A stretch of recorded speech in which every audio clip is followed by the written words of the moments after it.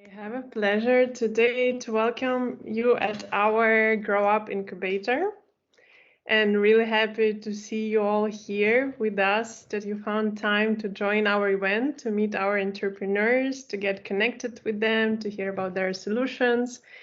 And with that, I will kick off maybe a small intro. My name is Anna. I'm a program manager from Yunus Environment Hub, and I'm leading our GrowUp incubation program for green social businesses. Some housekeeping rules before we start. We're recording this session. We could also share the recording with you afterwards. We ask you all to please mute yourself and write any inquiries in the chat. If you have any questions, as I said, any inquiries, please write in the chat. If you would like to connect with the entrepreneurs, you can either write directly to them in the chat, or you could also write an email to myself and I'll connect you with them. All the questions to entrepreneurs as well, please kindly put in the chat. They will be there and answering your questions. Also, an invitation with you, if you're interested in what Yunus Environment Hub is doing and you'd like to get connected with us and discuss what are the ways in which we could collaborate, we'd be happy to hear from you. Please send email with us or leave your contact details in the chat. Also, feel free to share about the event in your social media. Here are the hashtags that you could use. And please also bear with us if there would be any technical issues. We hope the internet and technology will be on our side today, though, but please bear with us if there are some issues. I would like first to quickly run you through our agenda today. So first, we will tell you a little bit about Yunus Environment Hub and what we're doing, and about the GrowUp incubator. Then we'll have a first block with 3 pitches of our entrepreneurs, and then we'll have a keynote presentation from Dean from African Circular Economy Network, who will cover the topic of trends and opportunities for organic waste in East Africa. Then we'll have a second block of pitches, and then another great keynote presentation from Phillippe from Alliance to End Plastic Waste. And the last block with 3 pitches again. And then in the end, we'll close the event and also announce our upcoming cohort of the GrowUp incubation program. And now I would like to invite our co-founder and managing director, Christina Jäger, to tell you a couple of words about the Yunus Environment Hub and what we're doing and what our values are. Christina, the stage is yours. Thank you so much, Anna, and warm welcome from my side to all of you. It's great to see in the chat so many of you writing messages from where you're connecting today. So it's really nice to see you joining from all kind of different parts of the world, and the energy that's going on there in the chat function. Yunus Environment Hub is co-founded by Nobel Peace Prize laureate Professor Mehmet Yunus, and we are the global social business network creating social business solutions for the environmental crisis.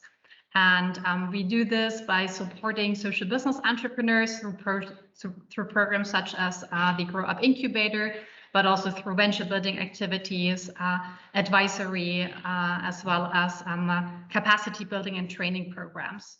And in East Africa, we have been working since last year on a program that runs over 3 years. Anna, you might change to the next slide now. Where we're addressing the topics of youth unemployment and environmental degradation. And part of this program, it's called A Brighter and Greener Future for Africa's Youth. We have 3 different program elements.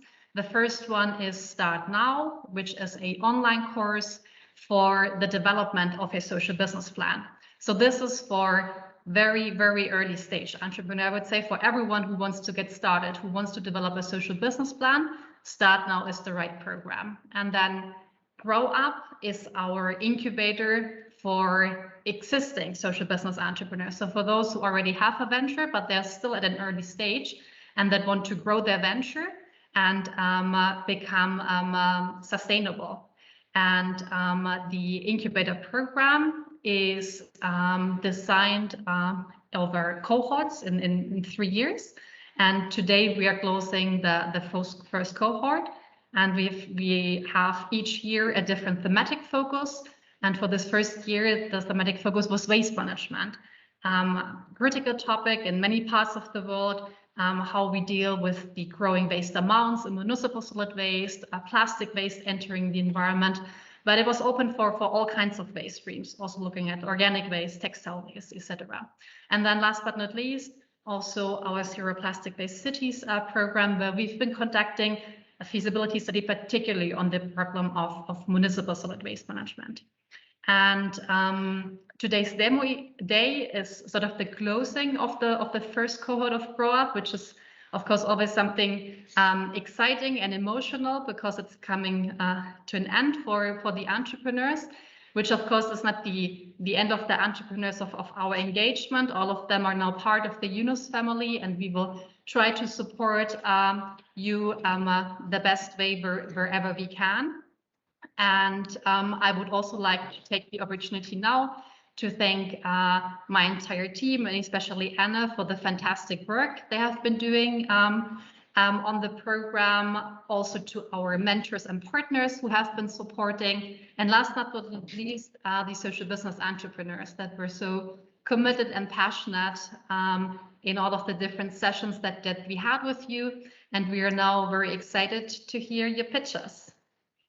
So I'm looking forward to that and wishing everyone an helpful session. Back to you, Anna. Thank you. Thank you, Christina, for a great summary of our program. So now I would like also to tell you in more details what is GrowUp. Christina already gave you some overview about the thematic area of this first cohort that we're closing today. But GrowUp is a 6-month program for which we selected 9 social businesses, which went through the 3-day interactive capacity building bootcamp. Then they had bi-weekly one-on-one mentorship sessions with their mentors. And then we had a lot of different capacity building trainings and workshops with them, covering topics that are relevant for the whole cohort, such as, for example, financial management, or what is leadership, or how to fundraise. Sorry. And then, of course, there was also a lot of networking opportunities for our entrepreneurs with different international and local partners. And generally, the goal of the incubation program is to build capacities for the entrepreneurs in East Africa. And our target countries for this program were Ethiopia, Burundi, Tanzania, Uganda, Rwanda, and Kenya. As I mentioned, the bootcamp, this was a first step of the program. We have a restaurant at the top, nice views. Sorry, please. I hope you're taking us as views. Continue. Thank you.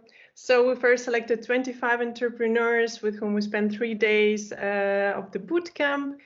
And then we selected 10 who went through the mentorship. And as you see here on this slide, our general goal for the program is to run 3 cohorts. So we are aiming to build capacities for 75 social businesses in East Africa, and also to incubate 30 social business entrepreneurs in 3 years. I would like also to take this opportunity to thank our amazing mentors for the first cohort. You can see them here on the slides. They're all from different organizations in East Africa, And they really did amazing job over this 6 month, really like going hand by hand with the entrepreneurs, helping them to identify their strength and also to build capacities in the areas of their weaknesses. So really huge applause from my side to all the mentors and the great job they've done over the last 6 months. Here's also some of the impressions from our mentoring sessions. Some mentors were able also to meet offline with their entrepreneurs, but due to the global pandemic, we were mainly doing all the activities online, which sounded like a challenge on the very beginning, but I'm really happy how it all worked out and how we still were able to go through everything online, and the outcome from these sessions that entrepreneurs got and the progress they made over this 6 months is impressive in my opinion. Right, we're moving to the main part of our demo day today. Here are the logos of all the entrepreneurs that going to pitch. And first, we're going to hear YoWaste, who is going to tell you about their solution for waste management in Uganda.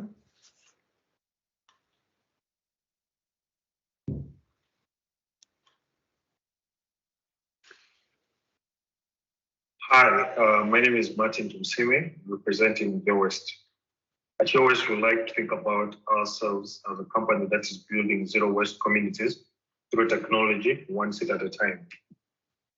We offer waste collection and recycling services to urban communities through our mobile app, basically which connects garbage generators. This can be households, restaurants, the nearest local YoWaste collector or recycler in the given community.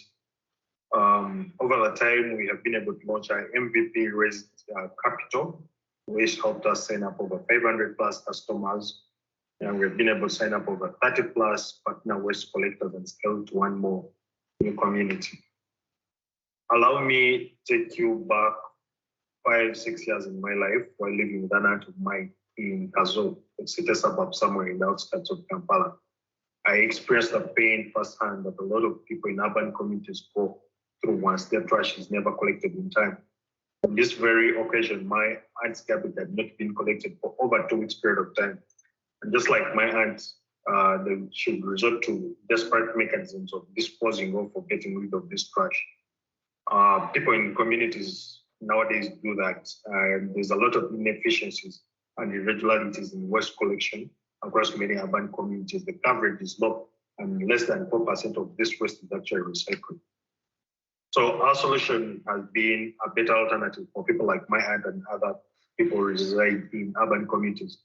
A mobile app that would connect them to the nearest waste collector and recycler in their community, and is convenient because they're accessing it through the mobile app.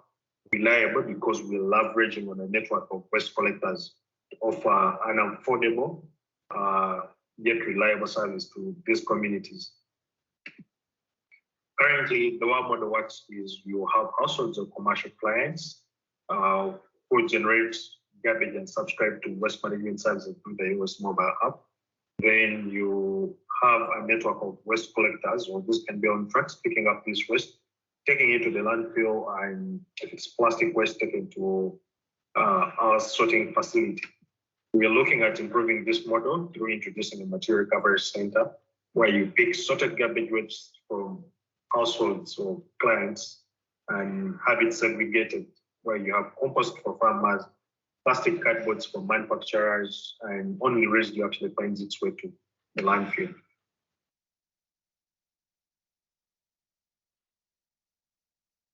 So this is our product. Someone downloads this from Play Store, then they sign up or subscribe to waste management services, then you connect them to a waste collector who works in their given communities. Think of it like an Uber for waste. The way we, according to the competition, there are traditional waste collectors who are not already in our network, they are individuals. Our competitive edge is we're leveraging data to initiate people into recycling programs, convenience because people can now access these services off their smartphones, then sorting and recycling all the waste that we pick from these communities. What makes us unique is people can pay for us waste management services cashlessly through mobile money. Then our model can easily be replicated in various markets, which makes it easier for us to scale such a model. Then we're leveraging on data to initiate people into recycling programs. Then people can rate service providers to ensure that we're giving them that most quality service. Our business model is basically subscription-based, so people subscribe to, let's say, $5.6 monthly subscription. Then we also take a 20% of each job we match to an external waste collector. On the other hand, we can sell recyclables to improve on our revenues.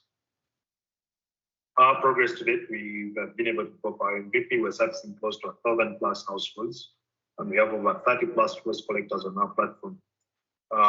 We do close to 5 to 7 tons of plastic waste diverted and over 2,000 downloads on our first store. Our scale-up plan is 100K homes by 2025. This is us to office and how we're working with waste collectors to leverage the digital tools to improve solid municipal waste collection service delivery. This is my team. Together, we met at campus. We have a background in computer science, also have experience in waste management ecosystem. Together, we have taken part in the GrowUp incubation program, where we have been able to retreat and work on aspects of our business through a one-on-one mentor and other sessions. Thank you. That's it from your West. Thank you so much, Martin, for such a great presentation and summary of what you're doing and your progress. That's a great job. Next speech is going to be from AHEZA IWACU, a social business from Burundi, and Aniel is going to present you also quite an innovative solution for waste management in Bujumbura.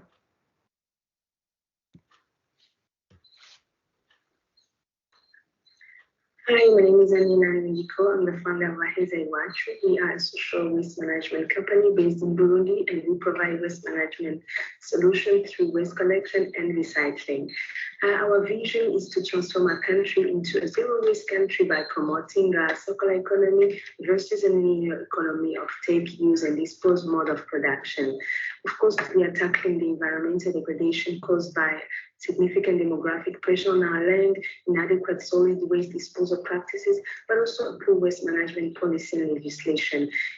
We have developed a solution for that, which is an environmental education through our AHEZA app, which offers good management training on best sorting practices, but also waste collection services, optimized waste collection services. And here is a demo on how the app works. This is our AHEZA app, where you can log in or register. So I'm already registered. So this is the dashboard where you have the environmental educational part on best sorting practices and the different steps to follow.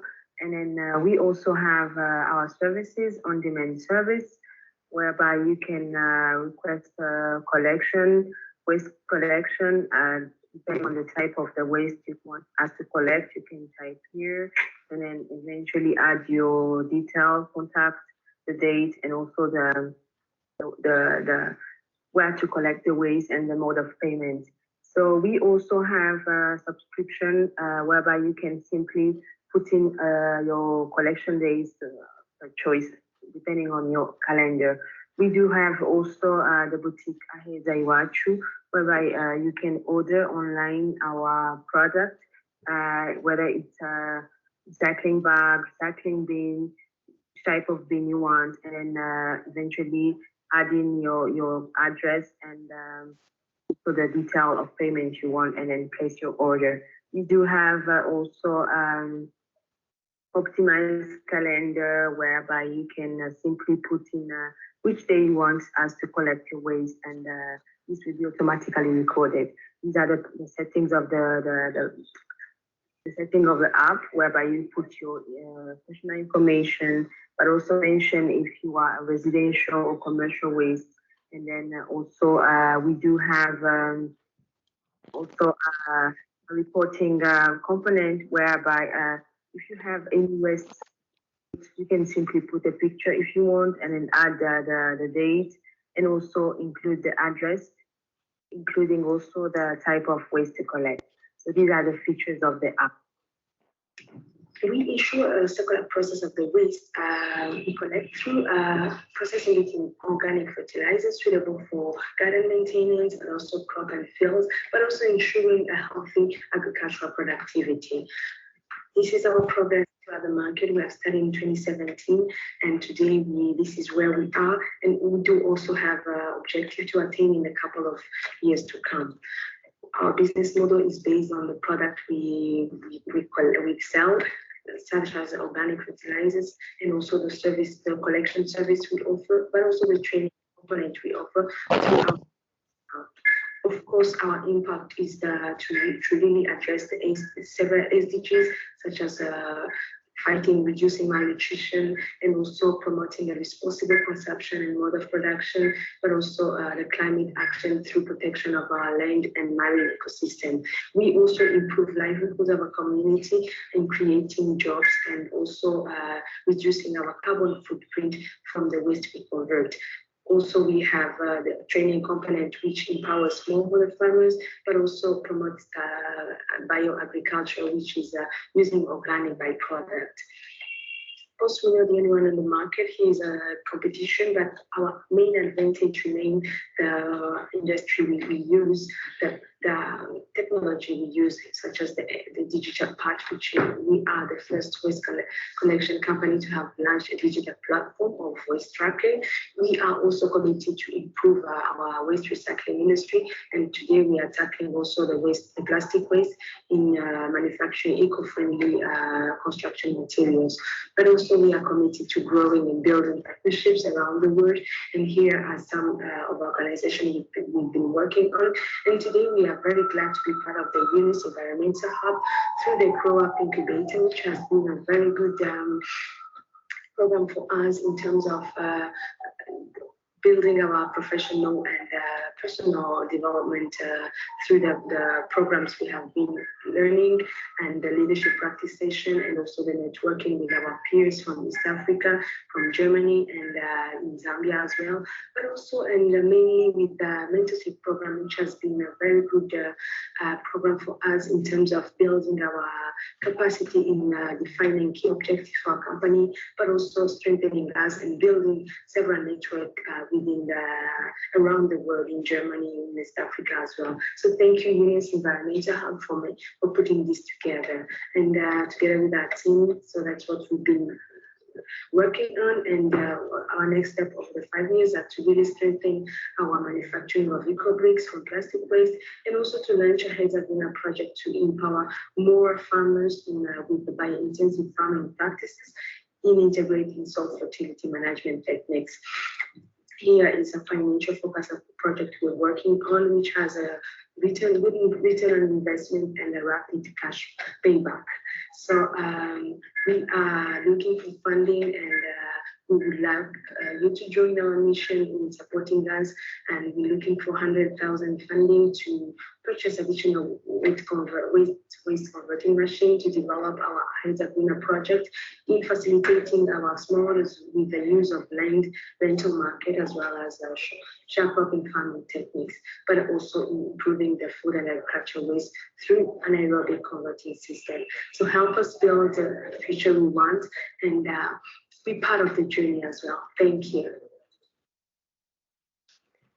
Thank you, Aniela, for the great pitch, also for the great demo of your app. This is really, really helpful to understand what exactly your solution is and how it works and what is the functionality. Thank you for that. I also just want to mention, if for the audience, if you have any questions, any feedback, comments, suggestions for the Your Waste, for Martin, or for Aniela from AHEZA IWACU, please share those in the chat.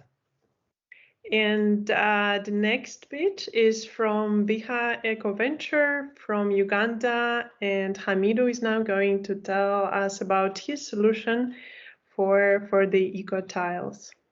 Let's hear it. Allow me to take you back to the early days when I was still a kid. I grew up from a humble family background for which access to essential needs of life, such as good housing, were a daily struggles for my family and community. I share the same experience with over 27 million people in Uganda. Also, 2.5 million tons of plastic was generated in Uganda. These end up on 2 landfills, and these are banned as a common practice, which emits greenhouse gases such as methane, nitrous oxide, which has a negative implication to our environment. Part of this waste is washed out by running water to rivers and swamps, which suffocates the marine life. What happens if we start building homes using recycled plastic waste? My name is Hamid Sonko, and I work with Biha Eco Venture. We transform plastic into repurposed plastic floor tiles and roof tiles. We start by collecting plastic waste through waste collectors, and we use waste processing technology to make floor tiles and roof tiles that we sell at affordable prices to the last mile customers. We sell our products using both a B2B and B2C model, and we sell these products to rural homes and construction companies. We are looking at 90,000 people in 3 villages of Bujuko in the next 12 months. Here, people lack affordable building options to improve their homes. Our products are affordable, durable compared to the existing products. Customers can save $120 annually on construction costs. Our roof tiles keep homes cool compared to the existing products. How do we make money? We make money by sale of eco floor tiles, sale of eco roof tiles, and installation services. In 2020, we managed to reach 800 households. In 2021, we managed to get to 2 new districts, and we impacted over 2,400 direct households. In 2020, we hope to establish 2 warehouses, and we impact on 10,000 direct households. We need a liquidity injection of over $35,000 US to mechanize our processes and in order to optimize our production capacity. We also need to restructure our recycling facility to be able to work at night, and also establish 3 warehouses in order to make our products accessible to other customers. By doing that, we shall be able to reach 120, we shall be able to create 120 direct jobs, recycle 120 tons of waste, and prevent over 10.5 kgs of emissions. We are a team of entrepreneurs and innovators who are passionate about the environment and how people live within the planet. In the last 5 months, we had no waste management systems. With this program, we managed to improve on our model, where we designed a waste management system, where we work with waste collectors in 5 self-help groups. We have a network of 120 waste collectors who have improved on our waste management systems. To date, we recycle over 2 tons of plastic waste, and these groups of waste collectors provide us with 5 tons of plastic in every month. So join us in this revolution of providing eco-friendly products to the hands of people who need them most. Thank you. Thank you, Hamidu. This is a great solution you are developing.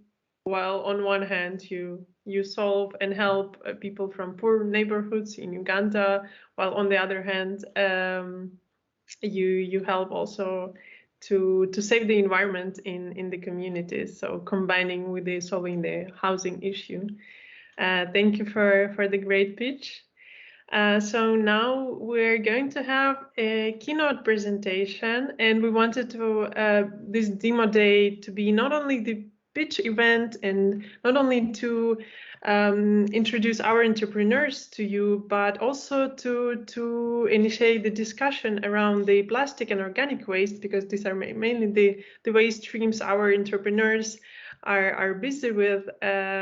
So for this, we invited Dean from African Circular Economy Network to speak about about the organic waste in Africa, and also what is the systemic change that is needed to improve the treatment of organic waste, and what are the trends and opportunities for this waste stream.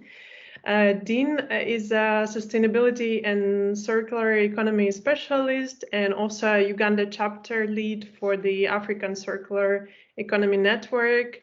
Dean has extensive experience in sustainable waste management, in life cycle analysis, in carbon footprint, also sustainable finance, and other topics as well.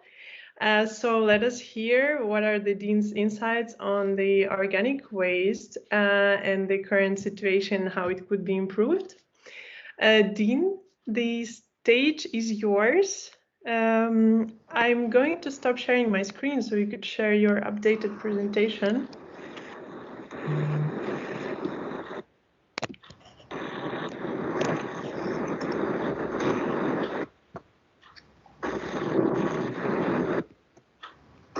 Thank you, Anne. We can see your screen now. All good. Okay. Thank you. Good morning, good afternoon, good evening, depending on where you are, to everyone. I guess I'm audible enough? Yes. Okay. We are going to talk about organic waste and circular economy. Let's move on. Organic waste. What do we see? Biodegradable. Okay. That is one of the major characteristics of organic waste. Naturally biodegradable. So we can see that over 60% of the generated waste in East or in the whole of Africa is organic. And most of it is dumped around, not sustainably managed. You can see that about 30% is openly dumped, which means no system to manage that one. And you can see that the collections of the waste in developing countries is still low. It is still under 50%. So that means a lot of waste is not collected, a lot of waste is not accounted for. Yeah. So what is circular economy? I'm sure if you search over the internet, you would get many definitions, but which one is the right one? At the moment, internationally, there is some harmonization going on, trying to get the right definition of circular economy. But what we know, at least, it consists of the following. It's a systematic approach, which means you have to plan for it. It's a planned approach. You have to look at the whole life cycle of either the product or a solution you are providing. It's maintaining circular flows of resources. That is, you can look at closing the loop. Okay, if let's say plastic, can it be plastic used, recycled again to plastic? I'm closing that loop. Okay, then you are looking at regeneration. You are looking at retaining and adding value. You talk about regeneration, for example, if you go to organic waste, turning back into soil matter, organic soil matter, okay? Then using it to grow crops. Again, the cycle continues. Lastly, it contributes to sustainable development. You can, at this stage, also ask yourself, everyone is pointing at Agenda 2030 or Sustainable Development Goals, what next after that? That is a question you need to ask yourselves too. I said it looks at the whole system, so the interconnectivity of the whole system. They are looked at. How do these components influence each other? And what are the externalities to the environment? Okay, look at the life cycle thinking. I'm sure you have heard about life cycle assessments and so on. You look at the whole product cycle. You look at the benefits and the negative impacts and see how you can manage them and explore the opportunities that they present. Circular economy looks at environment, social, and economic benefits. So you need to assess your product in that lens, the three-dimensional lens of social, economic benefits, not only one directional, let's say, generating money only, no? Okay, so this is what we consider in circular economy. You can look at value sharing, you can look at value creation, resource availability, resource traceability. For example, if you are managing, let's say, plastics, can you trace them? Where are they from? If you are releasing them to the environment, where are they going? Can you manage that? Because if you cannot trace, you can't manage. Okay. Resources availability, you also have to look at that. They are renewable and non-renewable resources. So if you are depending only on non-renewable, what will happen when they are over? Okay. So that is calls for better management of resources. Value sharing, that's okay. Value creation is still okay. You add value to the resources which you have so that they are beneficial both economically, socially, and environmentally. Let's look at organic waste. Just an example of a small farm or a dairy. You have from the start, environment provides us with whatever we are using. Everything we have comes from the environment. We need to note that one. Let's say you are growing crops and you have the soil there. You grow your crops, the farming, you have the inputs and outputs, of course. And at each stage here, you have got the waste coming out. Depending on how you call it, this waste is a resource to either your system or to another person's system. And it can easily go back to your system as a resource if you plan well. So you can see soil, you are farming there, dairy or whatever, you can get the waste after harvesting, they go back as manure and so on. At the farming stage, you have the waste which can be utilized.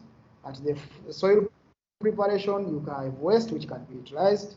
At the processing stage, you have waste which can be utilized. Consumption still the same. Even if you don't utilize them by yourself, but there is somebody, what we call a symbiosis partnership, where you feed in another process where they can be utilized. For example, you can have bioproducts, you can have bioenergy, biogas, and so on. What is required for circular economy to succeed? If you don't have policies to inform you of what to do, how will you achieve? So you need policies.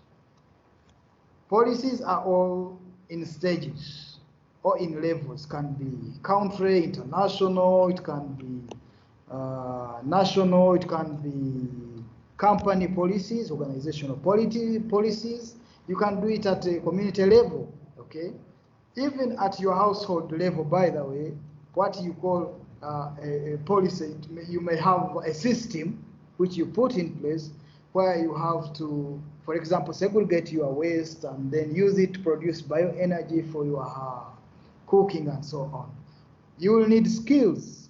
Without skills, everything is somehow stuck in that. Technology, innovation. Let's say the guys who are making rooftop tiles, you need technology to do it best. Even the guys who are doing the correction, the apps, I mean, what is the speed of your apps. If I want somebody to come and pick up the waste, how long does it take that communication to take place? You have heard of the 5G, 4G, whatever internet. They are all coming to solve such kind of systems. Then you need the resources, of course. That's why people pitch and they want funding, you know. Without that, you will not get anywhere, or the process will be slow. Let's look at the benefits. Up there you can see a lot of stuff, you can see the quality products, and you can see jobs. And you need to be mindful of this. Yes, people say jobs, but we talk about quality jobs. There are differences in there. You can see renewable resources, you can see short supply chains. Here I mean, if you are producing within a community, instead of, let's say, using a lot of energy transporting to 1,000 miles, can you sell within a community? Can you make market within the community? Okay, which you will benefit also the same as you will take it 1,000 miles. So you can see a lot of waste up there. You can see some products down. You can see that where there is a farm, for example, that system, you create manure, it goes back to the soil and so on. Those are some of the examples. Those are some of the products from the organic waste.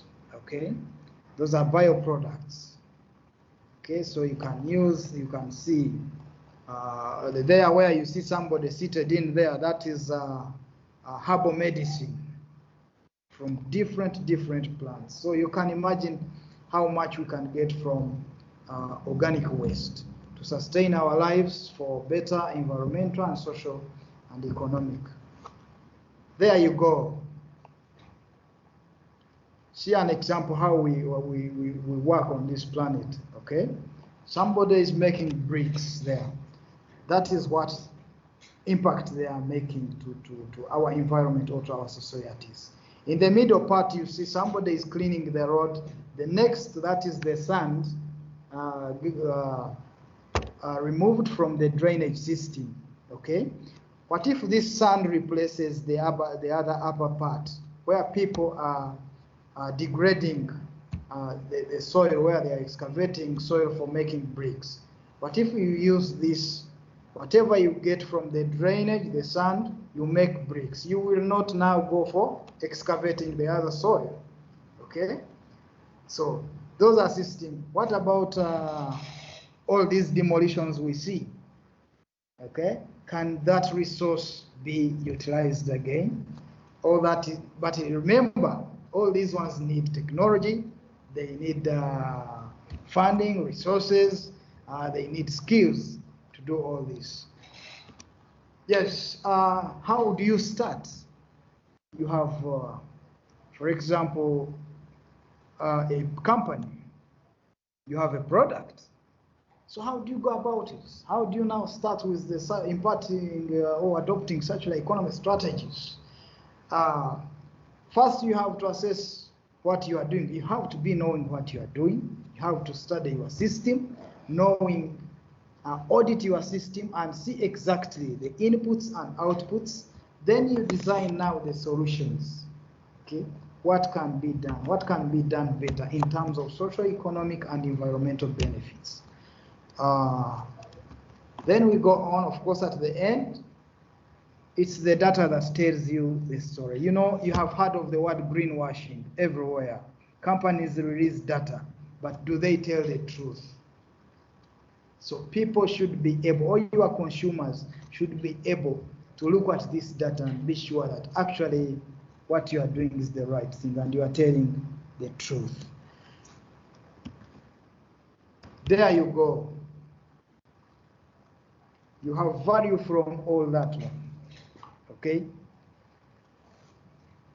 Each one has its own magnitude of the social, environmental, and economic benefits.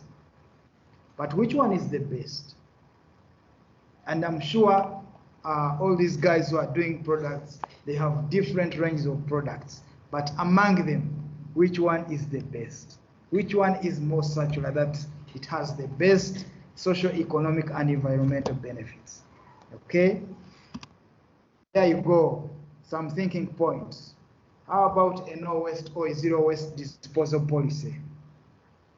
Look at your community, look at your company, look at your country. If you had that policy in place, what would change? Okay? Thank you. Thank you, Anna. Thank you so much, Dean, for your presentation. Those were great insights about the circularity within the organic waste. Thanks for sharing that from your experience. And yeah, you're right. I think there's a lot to be done from our sides, each of our sides, to enable that circularity. But we also know in which areas we need to act, right? You mentioned those policies, skills building, technology. So that's I guess the next steps and the way forward for all of us. Thank you so much, Dean. Allow me a minute to share my screen again.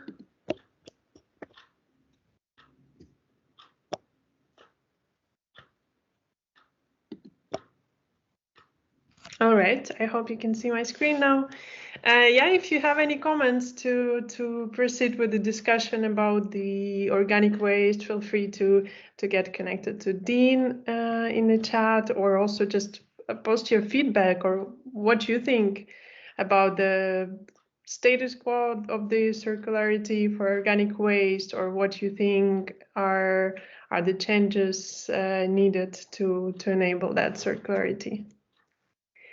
And we'll now go to the second block of the pitches, and the first social business to pitch now in this block will be Arena Recycling Industry, and they're going to present how they are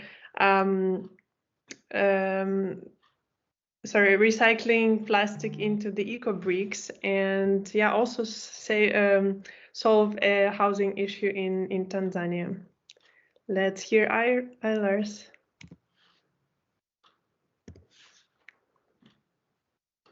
Hi, my name is Alistair, a senior co-founder of Arena Recycling Industry, where we recycle plastic waste into building materials using the polymer sand technology. The problem that we are trying to solve is global plastic problem, where for the case of Tanzania, 4,600 tons of plastic waste are generated every day, leaking to waterways, ocean, rivers, and lakes, causing a lot of impacts, including microplastic effects to life below water and the life of the people who are consuming the marine organism and species. We're also trying to solve construction material problem, where the cost of construction in Tanzania is very high, making people not to afford buying of the construction materials for their constructions. The research shown that 3 million units of housing deficit is seen in Tanzania, where out of it, that 6% is seen in Dar es Salaam, Tanzania. And it keeps on increasing by 200,000 units annually. And this is attributed by the cost of construction materials. So we are solving these two problems by performing beach cleanups and environmental cleanups, collecting the plastics, sorting them to produce bricks and pavement using polymer sand technology. The process involves a collection of plastic materials, sorting them out, shredding, excluding, and then assembling, and then mixing with sand to produce bricks and pavements to the market. Our on-site products, including interlocking bricks and pavement blocks, which are predominantly made from plastic. And these products are well proven scientifically at the University of Dar es Salaam to be antifungal, anti-corrosive, and they are 2 times durable compared to what is normally available in the market, and they are 20% less compared to what is normally available in the market. Our business model is business to customer and business to business, where to serve directly our products to our customers, who include individuals for their construction, business companies, and institutions, NGO, including hospital and school institutions.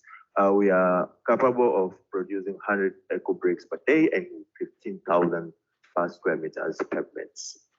We are targeting to save 18 trillion Tanzanian shilling, which is attributed by the presence of the housing demand in Tanzania, which is 3 million units and keeps on increasing by 200,000 units annually. Since we started in 2018, we managed to produce eco bricks and pavements, won different awards, and collected more than 200 tons of plastic waste. And we have a portfolio of 200 customers who are ready to use our products, and we have the capacity of producing 100 bricks per day. This is our impact so far. We have impacted the life of many, employed women and youth to our constructions, to our innovation and startup activities in waste collection, sorting, material recycling, and we have managed to impact the life of people and fostering these SDGs. Our business is fascinating. We have the monthly recurring revenue of 2 million, and we are able to consume 1 ton of plastic waste daily. We have employed directly 20 employees and sold 4 million Tanzanian shillings for the past year. We managed to complete our first construction project in 2021, which was constructing toilets at Karume Primary School using our eco bricks and pavements. As you can see the testimonial from the headmaster, and on your left side, you can see the toilet made using our eco bricks. And these are our competitors at the moment, but we are competitive in the sense of the quality of our product to be antifungal, anticorrosive, well affordable, and student durable compared to what is normally available in the market. It's a very good and wonderful team with full of expertise in industry, marine sciences, human technology. We are looking to raise $300,000 which will be invested in machinery and land for production, customer relation management tools, and consistent production and materials. Thanks very much to UNAS Environmental Hub. Since the beginning of the program till today, we have gone through 10 cohort sessions, which was very wonderful, and we would like to especially thank the one-on-one mentoring session with Mr. Justin Mado, who has been helping us, taking us down step by step into developing our venture further and further, making different steps and milestones. He even recommended us to cooperate to have a cooperation in production, in machinery, meeting our demands, trying to look for funds, even into government bodies. And even we made an advisory board for our venture, and we got the visibility from this program, which we could not go to get it by ourselves, like what is happening today. Thanks very much. If you have anything concerning our recycling industry that you would like to know, please do not hesitate to contact us. Thank you very much. Thank you, Eilers. Great speech, and congratulations for the progress you made over the last 6 months. I think there was a lot of recognition recently in the social media for arena recycling industry. So congrats on that, and also thank you for the kind words about the incubation program. We're really happy that we managed to create this program, this platform that's it helps you to grow and to connect you also to the right mentors who could support you in your gap areas where you need support the most. So thank you for that. The next speech is going to be from SEAS, which is short from Sanitation, Empowerment and Agriculture Support, a social business from Uganda that deals with the human waste and produces compost from it. Let's hear from Isaac. Greetings to you all. My name is Isaac Asabiki, founder and CEO of Sanitation, Empowerment and Agriculture Support CC Limited. I got an opportunity to participate in the GrowUp bootcamp organized by the UNAS Environmental Hub. Our company works in waste management, agriculture, and environment. Company overview. SEAS as a social enterprise in Kampala has main focus on agriculture, waste management, and the complete value addition chains. Vision: to be the apogee of sustainable waste management solutions that provide lasting impact in the creation of value chains of money-making products. Mission: promote green technologies and equip persons with skill sets in innovations to convert organic waste and toilet materials to manufacture cashable product. Problem: over 468,000 tons per year waste is generated in Kampala, capital of Uganda. 40% is collected for disposal to landfills such as Kitezi. 60% ends up in nature and treated in trenches, drainage systems, etc. Solution: co-composite and vermicomposite methods to treat waste into composite and close organic waste road. Second, recycle organic resource materials for reuse on agricultural lands and as fertilizers in a circular economy. Our products and services. Our product is green plant organic fertilizers. Our services are farmers advisory on importance to reuse organic and efficient usage of agro inputs. Then our service still is urban solid waste collection and treatment. Market size. There is significant and untapped potential in reusing materials. So we have 4,800 tons per year of organic waste streams. Daily waste collection is at 40%, and the collected volume is 60%. So the 60%, if it is treated, we can generate $72 million plus in revenues when reused. 6,900,000 hectares of arable land. Land under agriculture is 71.9%. Fertilizer input usage is 2 kilograms per hectare. So if that land is put under fertilizer usage, we can get $9.86 million as reward. Our business model. We have direct sales, that is business to customer, B2C, and indirect business to business or B2B. What SIS does is to acquire farmers in the community as customers. Then SIS delivers organic fertilizer directly to end user. Then we can also create supply contacts from agro input and retail and wholesale outlets. So that is how SIS makes money from the diagram. Our metrics. Since 2021, we have made sales of $9,500 from reuse of organic fertilizer pellets. We have treated 10 tons of organic waste in Kampala.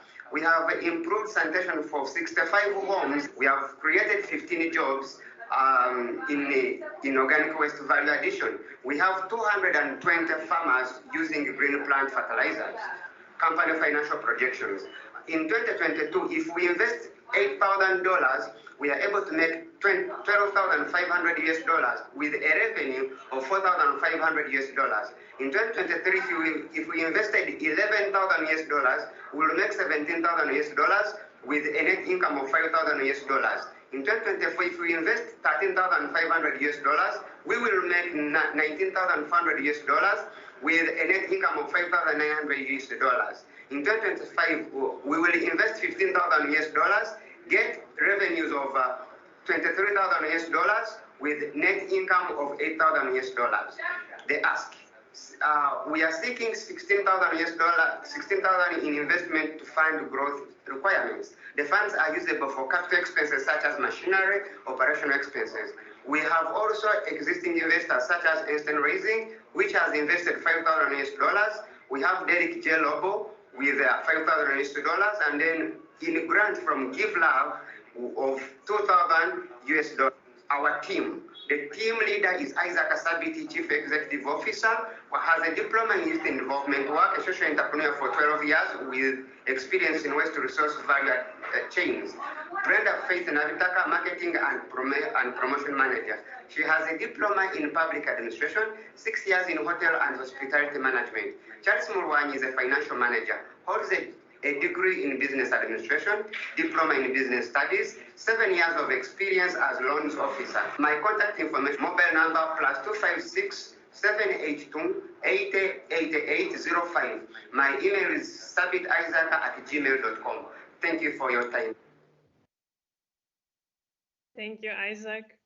Also, congratulations on your progress. I'm happy you already managed to get some support, and good luck with obtaining the further resources that you need. Also, I just want to mention that I really appreciate that you tackle such a issue as a human waste. I think you need to have a lot of courage to work with that waste stream, and that's great. You're the one working on that. So good luck with your social business. The next speech, the last speech in this blog that we're going to hear is the Coast Redwood, And now Dennis is going to tell you about the waste collection solution that they are offering for their community in Kenya. Hello everyone, my name is Dennis Magori. I'm one of the co-founders of Redwood, and welcome. So who is Redwood? Redwood is a recycling company based in Kenya's capital, Nairobi. We are a company dedicated in converting waste plastic materials into commercially viable products, utilizing environmental friendly recycling and manufacturing methods. So that's one of our clerks receiving the recyclables from the waste pickers. What are we trying to solve? You'll find that 75% of the waste collected ends up in open fields. So that's one of them. It's called Dandora. It's in Kenya's capital, Nairobi. You see there's open field burning. Also, there's a river, which is Nairobi River, which joins Athi River and ends up in the Indian Ocean, contributing to microplastics. And also, there's a large number of communities living around this area. Why Redwood? You'll find that most of our goals align with the UN Sustainable Development Goals. We are advocating for life below water, climatic action, zero hunger, clean water and sanitation, no poverty, good health and well-being, life on land, decent work and economic growth, sustainable cities and communities. We're also advocating for gender equality. You'll find that 80% of our staff are women, which we are very proud of. We've also worked in child funding training and also awareness of CBOs and regarding recycling methods. We also contributed to 750 tons of carbon emissions, which we have reduced by collecting 300 tons of recyclables. So our business model is on-site. We work directly with the waste pickers who collect the recyclables for us, bring to our collection points. Then from there, we provide loyalty programs, encourage them to form cooperative groups, and also provide better job opportunities. Our milestone so far, we have established 5 recyclables collection points in Nairobi and its environs. We have integrated 160 waste pickers who bring recyclables to us. We also have 10 jobs internally. We have collected 10 tons of plastics, which contribute to the reduction of 750,000 of carbon dioxide emissions. We have improved lives of over 150 waste pickers by including them into our recycling value chain. We also work with child fund and training, also awareness, CBOs. Who are our competition? We have Petco, who do PET bottles, and they not work directly with the waste pickers. We have Takataka Solutions, who 65% of their waste is organic, and they also collect waste from homes and hotels. We also have the brokers and local waste yards who are informal and have no regulation, and also provide low pay to the waste pickers. There's a huge market in the plastic sector. You'll find that in the 750 tons of the waste generated daily, 20% is plastics and only 9% is recycled. So that means we have 100,000 tons of plastics, which is not recycled yearly, which is a lot. So far, we've only done like around 1%. So there's a huge deficit. So our solution so far, we are planning to have 2 manufacturing facilities in Nairobi and Kisumu, and also increase the number of burn points to 10. So that means country expansion, product expansion, more knowledge of plastic recyclables, and also grant tangible impact. Introduce as many waste pickers into our programs as possible. As Redwood, we are seeking an investment of 4.5 million for machinery and buying recyclables. So if out of that fund, if you utilize 1.6 million into buying recyclables, we'll collect over 80,000 kgs of recyclables within 4 months. So with that is 8,000 kgs of aluminium, 60,000 kg of plastics, and 12,000 kg of heavy metals. So out of that, we'll create a gross profit of 2.3 million and 24,000. So this is even without palletizing the plastics. So from the GrowUp incubator, we have really learned a lot. We're really grateful for the UNAS Environmental Hub. We have learned the importance of building and maintaining relationships. We have learned about leadership practices, the difference between a manager and a leader. We also learned how to integrate the cycle economic trends into our process. We also learned finance upkick and business plan polishing. We also created long, impactful relationships with our mentor, who have changed that a lot, and also the GrowUp communities, which this friendship will not end. We're looking for further collaborations in the future. So who are the teammates behind Redwood? Beside our clerks, We have Gladys Kibe, who's our founder and CEO. She has over 6 years experience in the recycling industry, beside her own ventures in the same field. And there's me, I'm the co-founder and the COO. I've worked in information technology roles in various industries and also have experience in a recycling startup. So join us in this venture. Thank you very much. Thank you, Dennis. Good luck and all the best for implementing your expansion plans, as also you are, as Coast Redwood, is helping to create a source of livelihood for such a large amount of waste pickers in Kenya. Thank you for the pitch, Dennis.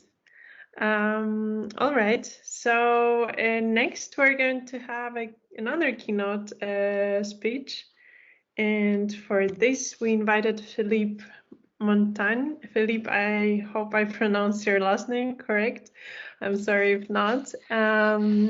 Phillippe is the chemical engineer and also head of projects and planning, projects planning and implementation at Alliance to End Plastic Waste. Phillippe worked in the implementation of projects in Asia, in Africa, in Middle East, in Europe, and we invited Phillippe to share about Alliance's approach to tackling the issue of plastic waste and how they see the solution here. So Phillippe, the virtual stage is yours. Please unmute yourself and let me know when you need the next slide. Hello, everybody. I guess you hear me well? Yes, it's okay? Perfect, okay. So I will present you in a few slides who we are and what we try to accomplish. So maybe if we go to the next slide. Okay, voila. So who are we? In fact, the Alliance to End Plastic Waste is a community of companies who have put together their skills and some budget to try to tackle the big issue of plastic waste. We are new in this field. We are very young. We have been starting, in fact, in 2019. And already after 2 years of existence, now we have launched a portfolio of 30 projects all over the world, covering more than 60 cities. So I'd like to maybe to qualify ourselves first by, the number 4 item that you see on the screen is we are a do tank, not a think tank. We believe that there are enough discussion, policy, public pledges, and so on already in this world. But now we need to act. We need to do something to try to change this trend. As you know, in this community, you will see on the afterwards, there is a lot of representative of the petrochemical industry who finally understood that we had to act together. And now, because if we don't do something now, now we have a risk of permanent damage for the future generation. But this is difficult, and this is a collective action that we have to undertake. No organization can tackle this issue alone, and no single business sector can drive true system change. It's only by joining the effort across the value chain that we will reach a change in this world. So maybe let me give you some names, or at least some view of the company who are making this alliance to end plastic waste. So if you go to the next slide. I will not go through, of course, all the logo of the company, but I guess you recognize most of the big oil companies, waste management companies, brand owners, and also a consulting group and big NGO who have this common willing to change and to change the world by tackling this issue. We go to the next one.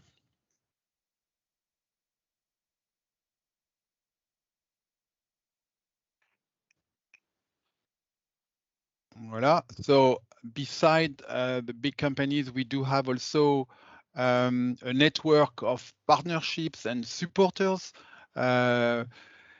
which are, again, I don't go through all the names, but you recognize, I would say, companies that you might have seen in the newspaper or elsewhere. Okay, if you go to the next slide.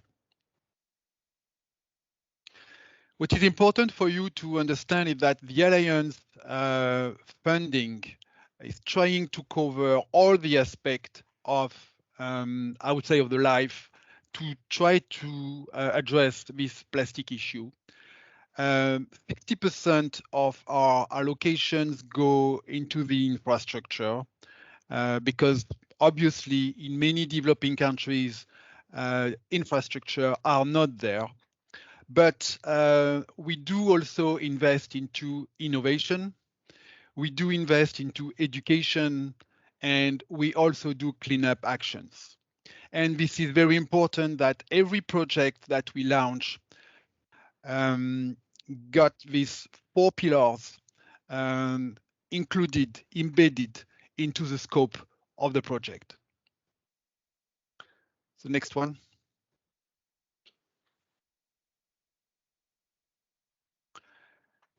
We try also to have projects that can be sustainable.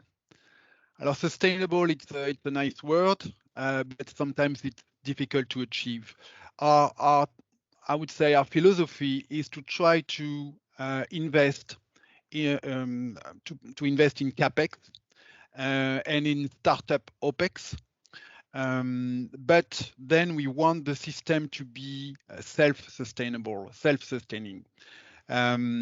So, which means that any project that we put or that we launch must have a revenue, a source of revenue to compensate the OPEX, which means the cost that they trigger or they generate.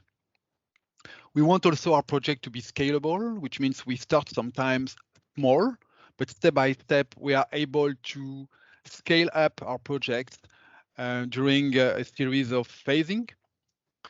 We want to be also catalytic. Catalytic means, as we said before, we know that alone, even if we have a big amount of money to spend, we will not solve the problem on our own. We want just to have a catalytic effect, which means brings with us other institutions or other funders who want, like us, tackle this issue of plastic waste. At the end, we want to be circular. However, we recognize that interim solutions are often needed in the current world. Next slide. So the Alliance is a worldwide organization, which means we think global, but we act local. Meaning we are shooting for the same target everywhere, but then we customize our action into the country where we operate. We started in Asia Pacific. This is why today you can see this is where we have most of our, a big chunk of our project, 60 to 65%. But now we are covering also the other continent, Europe, North America, South America, Africa, and very soon Middle East. Next slide.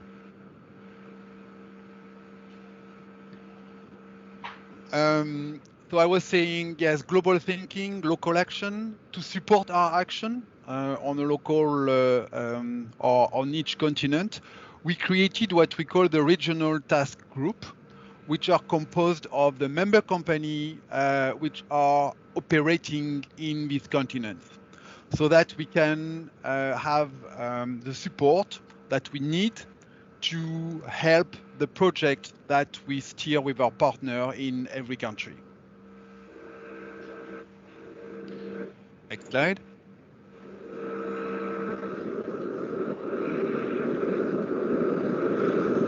There is a strange noise on the line.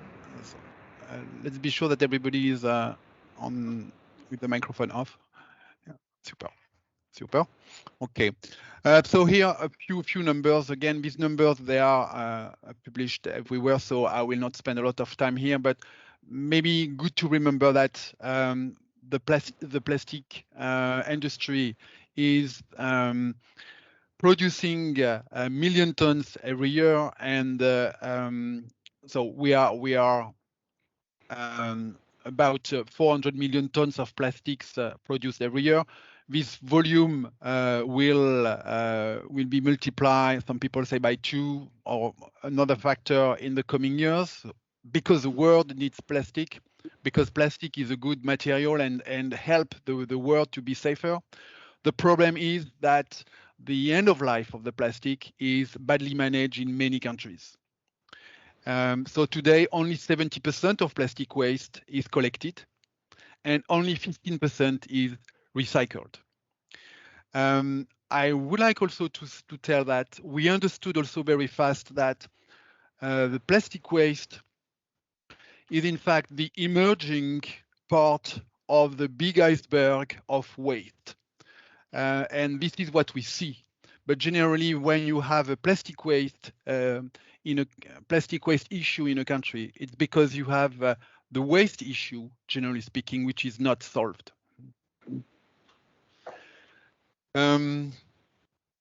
Voila. So what I can say, the plastic production will double, as I just said before, and the plastic waste leakage might be multiplied by 3 or so in the coming years. So again, we are back to my first point that if we don't act today, the problem will get worse and worse in the future. Next slide. Okay, a few figures on Africa before telling you what we do in Africa. So again, some figures which come from UNEP. So talking about municipal solid waste, Africa in 2012 produced 125 million tons. This number has probably or is going to double before 2025. So this is a gigantic numbers. The collection rate for this municipal solid waste is only 55%. And more than 90% of this waste generated in Africa generally are disposed at uncontrolled dump sites and landfills. Not to say that they are burnt, so they contribute to the CO2 emission of the world. And only 4% of the municipal solid waste is currently recycled, even though 70 to 80% could be recyclable. So these numbers are tough. They are not only concerning Africa, they are concerning the other continents as well, Southeast Asia, for instance, or South Asia. So there is an urgency to act again. Next slide. So let me give you in a snapshot of the 3 projects that we have launched already in Africa. We are proud of all of them. They are very different. They are in different countries. They have different targets in terms of volume to be handled. But there is the same spirit behind these 3 projects. We are working with a wonderful partner that dedicate, I would say, their life to this cause, and we are super proud to support these organizations. So the first one that we launched in Africa is in Accra, Ghana.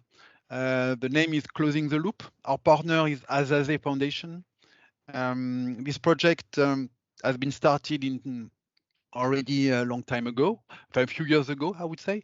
We sponsored in 2020 for the phase 1 of the Alliance part, and now we are entering the second phase, where basically we will collect, flake, clean, and convert plastic waste of Accra, which are mainly LDPE and HDPE. So it's an interesting project because these two polymers that we call also polyolefins, they are I would say the poor plastic in the recycling story of many countries. And why they are the poor one? Because they are difficult to collect. So now we are working with an army of women waste pickers, female waste pickers, and several workshops in the Accra city to convert this plastic waste into recyclable material which have a value. And we target now at the end of the program to reach 6,000 tons per year of polyolefins collected.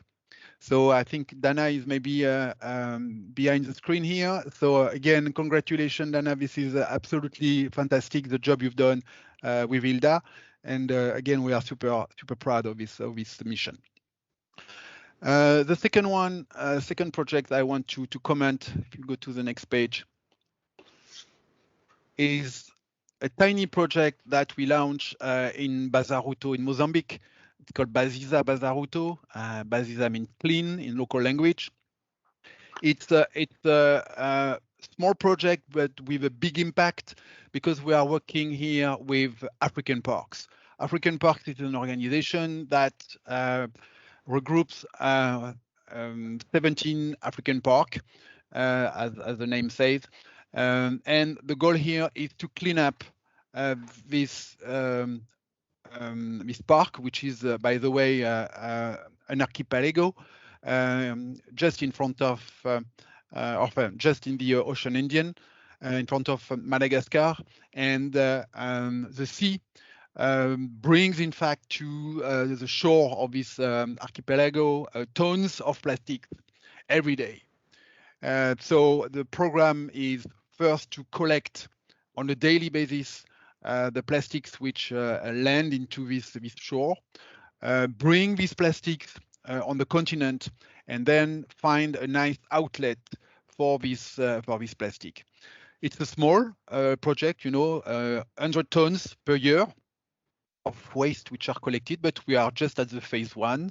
So we have ambition to extend this project beside Bazaruto to reach maybe one day 500 tons per year. The last project I want to give you a hint is voilà, Circulaire Abidjan. This is a project that we have just launched in Abidjan in Ivory Coast. This is with our partner, Phillippe, who comes from the private sector. So they have found, in fact, a nice way to collect the waste in the mega city of Abidjan by installing drop-off points in different smart areas of Abidjan. And as well with the help of the member companies of the Alliance, they put, in fact, boxes into service stations of the capital of the city. And so this is for the collection part. And once the collection will be at cruise speed, they will build a recovery center where the PET bottles will be converted into a clean PET flakes to, in fact, to feed afterwards recycler all over the world. So the impact by 2026 will be around 14,000 tons of plastics collected and reprocessed. Voilà, so I will stop here the presentation of the project that we have launched. We have other projects in the pipeline that we will publish, of course, very soon, once they will be kicked off. But I think it just shows you that altogether, thanks to your imagination, and we know that Africa and African people are very creative, we can change, I would say, the color, the smell, and the aspect of the cities and the landscape of Africa. So on the next slide, I just want to say my last word. We count on you to end the plastic waste into the environment. Will be successful only if we act all together. Thank you very much.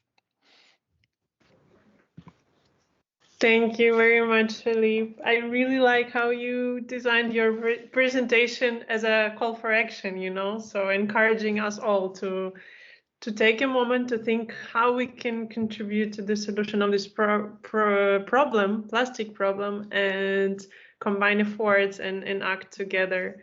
Thank you for this motto, you know, and also My like pleasure. that you mentioned about the plastic, because you know often people refer to plastic as something that is really bad, you know, and only bad, but it's not. It's only the management and overproduction of the single-use plastic that is bad, but the plastic itself is a good thing.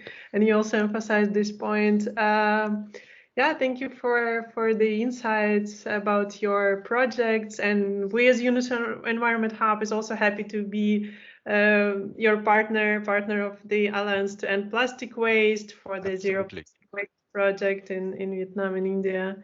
Absolutely. Yeah, thank you, Phillippe. Great. And after this great presentation, we are jumping into the third block. And please, everyone, stay with us. We still have three amazing social businesses who would like to show you their solutions. And next, we're going to hear a SSP recycling enterprise from Ethiopia, and they have a solution to the human waste, to the urine. And now Michael is going to explain you a bit about it. Hello, greetings. This is MASSP Recycling Enterprise Demo David. Here you can see our banner showing our services, products, our partners, and also our slogan, don't flush the cash. Our recycling activity is mainly focused on urine. Why urine? Because it's clean, safe, and we can get it for free. Moreover, we can save thousands of gallons of water by not flushing our stuff. Who are we? We are MASSP Recycling social startup enterprise based on Addis, founded by 4 environmental friends with environmental studies background. We believe that multiple challenges should be tackled simultaneously in order to truly break the poverty cycle. So we created a new endeavor where nutrients from waste are recycled to be used in food production by creating a link between marketing and environment. We are working on to give standardized products and services by reducing waste, creating jobs and business opportunities while strengthening livelihood and improving our community. The problem. The capital Addis and Arbami city, where our members have resided, has observed poor, inefficient, unhygienic, and in some places non-existent toilet services. On one hand, a poor waste management service is given on these large cities where small-scale fast food service providers and coffee places are growing every day and at every corner. On the other hand, expensive fertilizer is imported by the government is sold to the farmers. Here you can see fixed toilets around Montagne, one of the busiest roads in Addis. Some of the toilets here are not giving service and the hygiene is very poor. There is no recycle going on and all the nutrients in the waste are dumped into the septic tank. The solution. We are currently working on a pilot project in Arbamint in collaboration with RUNRUS, Rural Urban Nexus, establishing a nutrient loop to improve city region food system resilience, funded by the SDC and other partners, Arbamint University, Arbamint Municipality, and also Yunus Environmental Hub. We are working on installation of mobile and fixed toilets around bus stations, local marketplace, and food service providers in Addis Ababa and Arbamint.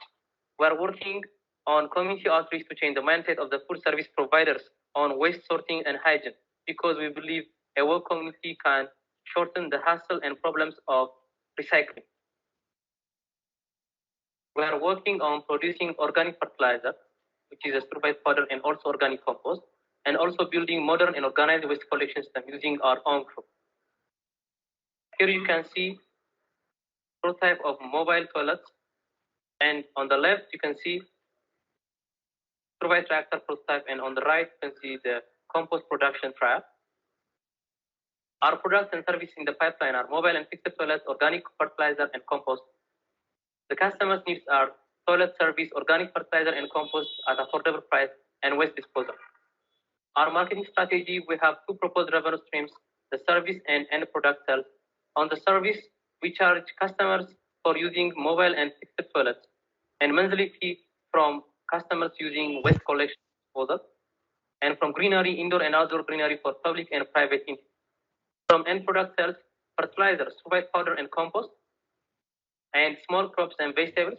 Vegetables are sold to the dwellers of the city for showcasing our provide powder effect and our organic compost. And the farmers and the dwellers of the city can witness the effect of using organic compost in comparison to the inorganic expensive fertilizer.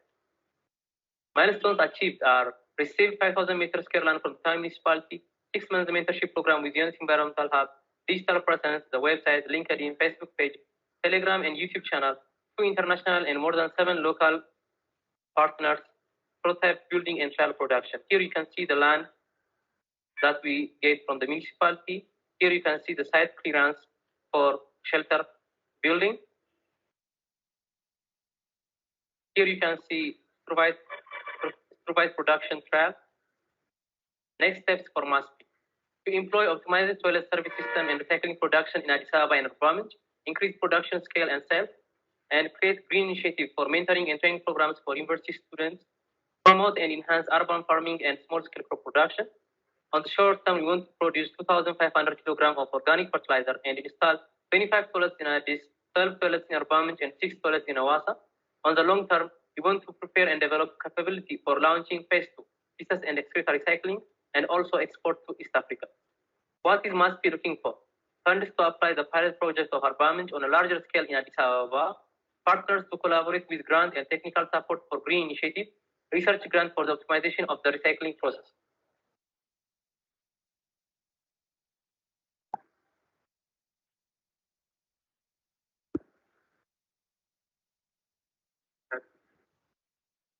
Thank you, Mikael, for your pitch. What a great solution with which you provide better sanitation to the urban community, but also provide them with the organic fertilizer. Good luck with developing it further. The next pitch is going to be from Reco, who are Reco is going to explain you about what are their solution for waste collection service in Kenya. Hello everybody, I am Ibrahim Hassan, founder, CEO of Kobwam. Kobwam is a social enterprise founded in Mombasa, in the Kenyan coast. Registered 2 years ago, but actively in operation for the last 1 year. I'm here to talk about our solid waste management model that is known as Reco. So what brought about the idea of Reco? Reco came up as a result of trying to develop a model for the urban in terms of solid waste management. So that also these places, these areas can get service and then can feel to be part and parcel of the bigger community. And then again, of course, most of this waste, if they're not properly managed, they end up choking our delicate marine ecosystem, as Mombasa is surrounded by water bodies. So what we decided to do as a solution was to build a sustainable model, on a sustainable business model that is focusing on the youth as the key targets, and then the other focus is, of course, on the resource recovery and protection of the delicate marine ecosystem. So how does it work? First, we start by mapping up the area that are either not completely served or are poorly served. And then the other thing we do, we want to map out the generators, who are the biggest generator of what we call resources within our areas in terms of schools, churches, mosques, markets, eateries, cafe, and then we identify which resources can be found where. And then the third thing, we want to look at the youths available within those areas, who can be the one offering the services. Then we get into agreement with them, because we also operate this model on a franchise mode. Then the fourth one is we provide the youth that we have agreed with the branded PPEs and push cards. And of course, other tools like receipt books and the other working tools like the forms to register their clients. And then the last thing we do is we conduct demand stimulation, whereby we have meetings with the communities, where we bring in the government, the village elders, opinion leaders, and tell them why it is important for the community to subscribe to this service. So how do we make money? First, with the garbage collection within our area, you realize a client can pay $3 a month. That's around 300 shillings. And a pair of Reco working for 9 days that is 2 times a week, at most 9 days, and a day they can work for 6 hours, serving 120 clients. Each one of them can make around $80. And from that money, we take $5 as franchise cost. And then the other thing that we are really concentrating on is on the resources that they recover as they go for garbage collection services. So all the resources we have a deal with them is they exclusively sell the resource they get from their generators or their clients to our facility. We have a facility that buys the material and take them to the end users, so either recyclers and that kind of a thing. So in terms of the potential for garbage collection and the urban poor, currently we have around 200 garbage collectors that we are targeting with the model, and this number can go up to 350 if we conduct strong demand stimulation strategy. So you can imagine within the last 6 months, our number increased from 8 records all the way to 39, with around 12 of them doing garbage collection and the rest purely on resource recovery. So if one can make $80 a month and we take $5 for the 350 that is our target, we see ourselves generating around $1,750 a month. That's good money actually. So we've done a couple of improvements for the last 6 months in terms of image and branding to the garbage collectors, marketing. We've done branded PPEs with name tags. And then the finance, we have improved as we are using the phone, the payment system through phone, and we're also automating our operations. What are we calling to our partners and investors? We want to get funds and investment money so that we can scale. And that money will be used in terms of mapping the remaining potential zones and areas where we can offer the services, training the youth on how to provide efficient services to the target clients, and educating the clients on the sorting at source, and also invest in sustained demand stimulation, both physically and through virtual platforms. We're also looking at purchasing 6 tricycles to work within 6 regions. And this the tricycle will help in moving large quantity of garbage and resources from one point to the other. And lastly, we want to buy around 100 PPEs for the Reco that we intend to work with. So I think with that kind of investment, we'll be headed toward scaling up our model. Thank you very much. Thank you, Hassan. So Hassan and the whole Reco team worked really hard during the last 6 months, and yeah, I'm happy they're progressing and also have some expansion plans with their waste collection service, as it's also very important for their communities as well, as they are again provide the source of livelihood for the waste collectors and waste pickers. And last speech for today is going to be from Brixs. So now Andy and Sinan from Brixs are going to tell you what they are doing in Masaka, Uganda, and what they do to plastic waste. Let's hear them. Hello and welcome to Brixs presentation. My name is Andy Bams. And my name is Nancy Legenda. And we're here to tell you all about Brixs. So, Brixs is a closed-loop recycling organisation. We tackle the problem of plastic pollution, and that problem is huge.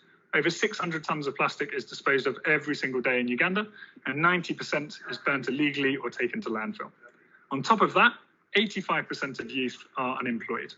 So our solution is simple. Add value to that plastic and create green jobs. And we use innovative technology to do that. This has meant our impact since 2017 has grown hugely, and we've been refining that model to make sure we have the best possible impact. And just like Anders said, our model is simple. We engage with over 30 collection centers that we have set up across Greater Masaka, where we give instant cash, which acts as a motivation. And when you get this plastic waste from across the sites, we bring it at our headquarters, where we transform and process that plastic into various products that include face shields, water filters, plastic lumber and plastic furniture, and so forth, that we sell to both the local and international market. And our impact has been mainly on 3 main areas, where we've collected over 500 tons of plastic from the environment, and meaning the 30 tons that we collect every month has removed over 750 tons of carbon from the environment. And this has created huge income opportunities. Over 3,000 people, income opportunities have been generated, where we employ 50% of our workforce is actually disabled and 50% women. We have a Plus of Education program that has engaged over 750 children being supported by the extra income they get into the education, and also created over 29 eco clubs. And for the last 5 months with the GrowUp Mentorship Incubation Program, we have worked on 3 main development areas that has helped our organization grow. In the human resource management area, where we designed a rotation scheme for all our staff that helped in increasing the motivation and also on the efficiency of the production department. We also worked on the marketing area, where we developed a catalog that saw our sales increase, and then which actually saw us break even in some months. We worked on our impact measurement, where we partnered with like-minded organizations like Mr. Green from Kenya, where we developed our log frame, impact log frame. What's been great is to see how this understanding has all fitted in to our business model. So right at the start of our chain, the plastic collectors and our sites, we now know the impact we are having, which is amazing, and we can record it and we can lobby for more funding. Within our main EcoBricks site and our processing, the rotation scheme has increased happiness within the team and therefore increased production. And then as we are selling, we have new tools that are helping us sell. So our new catalogs and our new programs and our new push for sales has really seen a big difference, and it has allowed us to break even and make profit. So yes, we are ready to grow because we have proven our model and we're sustainable.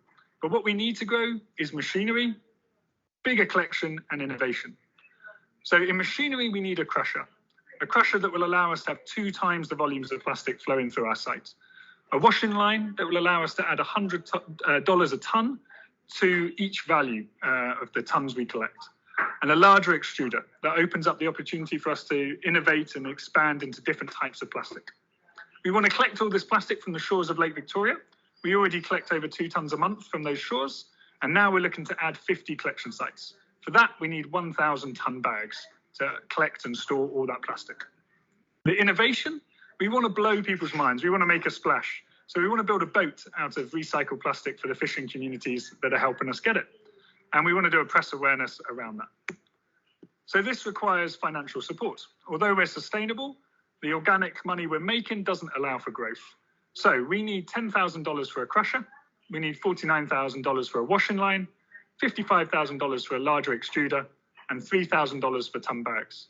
And the boat building and the big splash will cost $5,500. What's amazing is all this money can go directly into that machinery and have impact. And all this impact work because we already have the skills within the team to make it happen. And this impact will grow. We will have 55 tons of plastic flowing through our site. We'll have created 5,000 income opportunities and have 55 additional jobs as we pay out $7,638 into the community every month directly into the vulnerable community members' hands. So that's why we ask you, why don't you want to join us? Why not? Why not? Why wouldn't you? We have a lot of people joining us. We'd love for you to join as well. Thank you very much. Thank you for this great presentation, Sinan and Angie. I really love how positive you are, how your energy in your pitch. And yes, super happy about your progress as well, like that you found a new approach with the rotation and it works so well. Yeah, indeed, let us all support EcoBricks and also grow the positive impact. So this was the last speech for today. Please stay with us for the last 5 minutes for also our big announcement. But for now, I just want to take this moment to congratulate all the entrepreneurs with whom we worked together over the last 6 months. I am really proud of all of you because I was also very close to you and seeing your progress in different areas, and that's really impressive how you managed to achieve that all, even though there were a lot of challenges. The program was virtual, and then also in some countries the pandemic hit these countries very hard. There was a lockdown, but you with your amazing spirits, your amazing vision, and you didn't want to stop, and you proceed to build on and develop further. And I'm very happy to be in touch with you. And I do believe this is not the end. This is just the beginning of a new chapter. And now you're definitely part of the Yunus network, and we're going to keep in touch with you, keep supporting you, and share any opportunity with you that would be useful for you. And I also just want to encourage again all the audience, if you would like to support any of the entrepreneurs with the funds, with the technical assistance, or you want to partner with them, or you have any other format in mind, just drop your message in the chat, reach out to entrepreneurs directly, or write an email to myself. It should be in the chat as well, and I'll connect you to the entrepreneurs. And the last point I would like to make is also quite an exciting moment for me now, as we're going to launch a new cohort of the GrowUp incubation program, and we were opening the call for applications now, and the topic of the next cohort is going to be sustainable food systems. So if you know someone, if you're a social business, or you know someone who has the solution in this area, who is from East Africa. So again, maybe I mentioned our target countries are Burundi, Ethiopia, Kenya, Uganda, Rwanda, and Tanzania. And we're looking for entrepreneurs who are active in these thematic areas. You can take a look on the slide. But those who are working with the food processing and packaging with the food preparation and consumption, food production, agriculture, food distribution, aggregation, marketing, and sales, as well as with the food disposal and food waste. So basically the whole value chain of the food system. And who we are looking for are those entrepreneurs who already generated some sales, who have some traction, those who have already registered organizations, and those who have their solution, so product or service on the market between 6 months and 3 years. And we're also looking for mentors. If you are a mentor and you have experience in this area, we'll be looking forward to your application, and we'll see then. So we're going to match entrepreneurs and mentors based on the needs of the entrepreneurs. So we'll reach out afterwards to see if you will be a right mentor for the selected entrepreneurs. And during this upcoming cohort,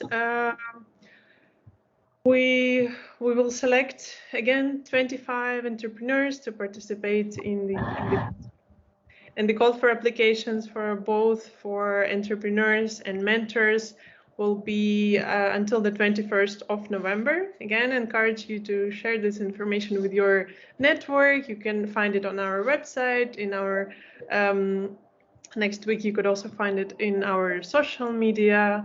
So send it to your network or anyone who could be interested or who could benefit from this opportunity.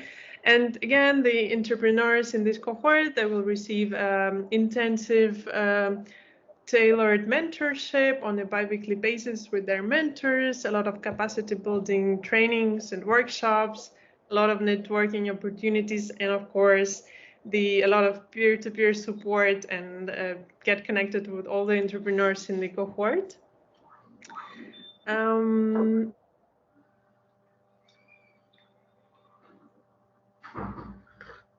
Social media, please do so. I think these details and links you will find in a chat.